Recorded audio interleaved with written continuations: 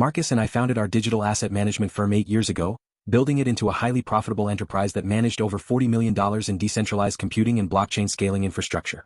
I handled the core physical technology, keeping our mining arrays, liquid cooling grids, and proprietary network routing software completely secure, while Marcus managed the investor relations and external venture capital funds. As our network expanded toward a massive public evaluation, Marcus's greed grew exponentially with it. He began demanding a larger share of the validator node rewards, claiming that securing Wall Street capital was far more valuable than maintaining the underlying server rooms and software architecture. I flatly refused to alter our original 50-50 equal partnership charter. That is when Marcus decided to eliminate me from the firm entirely. While I was away out of state for a week attending a global cryptographic network safety summit, Marcus saw his window of opportunity to execute a hostile corporate takeover. He ordered a corrupt system clerk to access our secure document repository and manually upload a fraudulent corporate amendment, using an old digital scan of my signature from an expired insurance document to authorize the change. When the corporate guards arrived on Monday morning, Marcus believed he had executed a flawless corporate maneuver. He showed me the altered digital agreements, stated that my founder equity was legally void, and gave me 15 minutes to pack my personal belongings and leave the high-rise premises. He smiled as he informed me that the foreign investment fund had already wired the final asset transfer to a shell company registry based in the Cayman Islands, telling me that a simple hardware technician stood zero chance against a corporate legal team. Marcus assumed I would panic, hire a standard local business lawyer, and spend years drowning in bankrupting civil litigation while he lived in luxury abroad. He completely failed to understand that when your entire business relies on digital blueprints and cloud servers, you should never pick a fight with a principal security engineer. I walked straight to my car, opened my laptop, tethered it to my secure mobile network, and logged directly into an off-site, decentralized backup matrix that I had legally established under an encrypted open-source development license before ever partnering with his firm. When a corrupt executive tries to steal your lifetime of hard work, you do not look for a compromise. You execute a complete forensic audit of their entire digital footprint.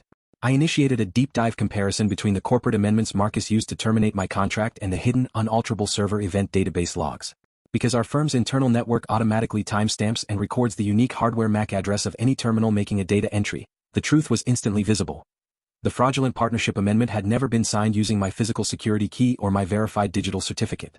The server event trail proved that the document was uploaded at 3 a.m. on a Sunday morning from a single computer terminal located inside Marcus's personal downtown penthouse.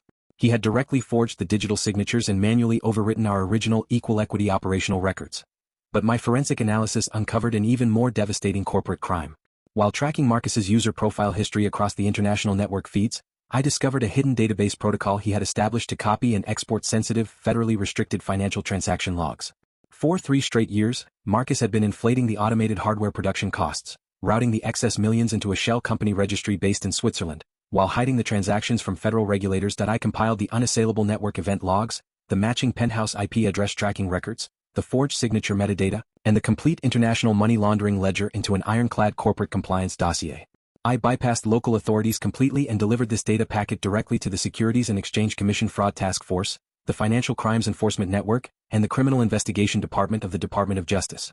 The corporate and federal counterstrike was absolute, instantaneous destruction. On Wednesday afternoon, Marcus was hosting a private luncheon at an upscale restaurant with the executives of the Foreign Investment Fund, preparing to toast the final multi-million-dollar infrastructure acquisition. Before the main course could be served, 2 federal agents accompanied by financial fraud investigators entered the dining room. They served Marcus and the corporate legal team with an immediate federal-level emergency injunction that instantly halted the asset transfer, suspended his financial management licenses, and placed a hard freeze on his private shell accounts, blocking the multi-million-dollar wire transfer in transit. When Marcus tried to claim that the database logs were circumstantial, the federal prosecutors presented the digital signature metadata showing the exact timestamps matching his personal penthouse network usage. The fund executives, horrified to find themselves entangled in a high-level federal criminal conspiracy, instantly voided the acquisition papers, canceled the deal, and turned over all their personal emails with Marcus to the prosecution team. The fallout completely obliterated Marcus's financial career and personal freedom. The federal court fast-tracked our partnership lawsuit, and within 2 weeks, a judge officially declared the fraudulent amendment completely void, permanently stripping Marcus of his board position and his remaining 50% shares due to a standard bad faith clause in our original corporate charter. I was granted sole absolute control of the investment firm, the server facility, and all underlying software and hardware patents. Marcus's private assets were fully liquidated to pay back the millions he stole from the firm and to cover massive federal fines.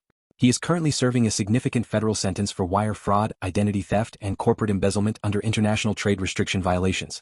Marcus wanted to use a rigged corporate rule to steal my business, and he ended up losing his status, his wealth, and his freedom.